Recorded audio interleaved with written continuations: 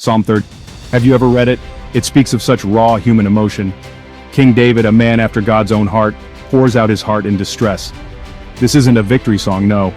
It's a raw, honest plea for help from a hurting soul. David's words remind us that even giants of faith face hardship. They stumble, they hurt, they cry out, and in these moments, they turn to God. Their vulnerability encourages us to do the same, to bring our pain to the one who understands. This psalm is a reminder that we're not alone in our struggles.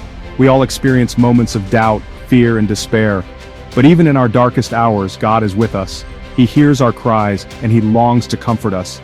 We can find solace in knowing that God is always present. He is our refuge and strength, a very present help in trouble.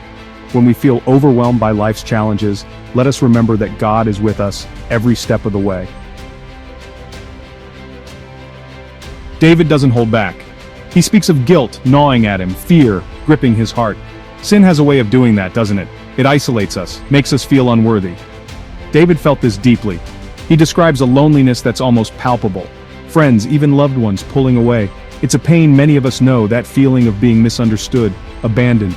But even in this darkness, David clings to faith. He reminds us that true isolation is being distant from God. Our human relationships can falter, but God's love never fails. When we feel alone, He is there, ready to listen, to comfort, to remind us of our worth in His eyes. Remember, God is always with us. He is our refuge and strength, a very present help in trouble. When we feel overwhelmed by life's challenges, let us remember that God is with us every step of the way. Psalm 38 doesn't shy away from physical suffering either. David describes his body racked with pain, his strength failing.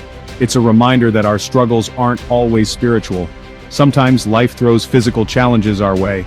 Sickness, injury, chronic pain, they can make us question God's goodness. But even in those moments, God is near. He collects our tears, hears our groans, and walks with us through the fire. David's vulnerability teaches us to bring our physical pain to God too. He may not always remove it, but He promises to be our strength when we are weak. He is our healer, our comforter, our ever-present help. Remember, God is always with us. He is our refuge and strength, a very present help in trouble. When we feel overwhelmed by life's challenges, let us remember that God is with us every step of the way. Section 4. Mercy, my plea, seeking God's healing touch. What is the cry of David's heart in all this pain? It's simple mercy. He knows he's fallen short, made mistakes, but he also knows God's capacity for forgiveness is greater. This is a lesson for all of us. When we're hurting, physically or emotionally, it's easy to get lost in self-pity, blame, but David teaches us to turn that into a prayer. Lord, have mercy. Forgive, heal, restore. That plea for mercy is an act of faith. It's acknowledging our need for God, His power to make us whole again.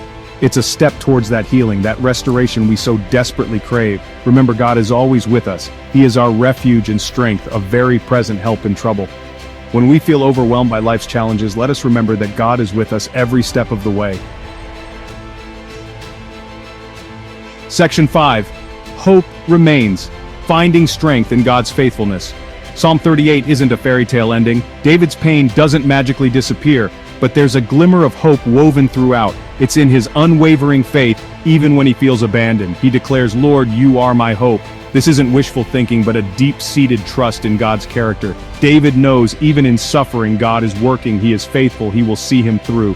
That's the hope we cling to as well. Life will throw storms our way. We will face pain, doubt, and fear. But God's love remains constant. His grace is sufficient. Our hope is not in our circumstances, but in the one who holds us through them all. Remember, God is always with us. He is our refuge and strength, a very present help in trouble. When we feel overwhelmed by life's challenges, let us remember that God is with us every step.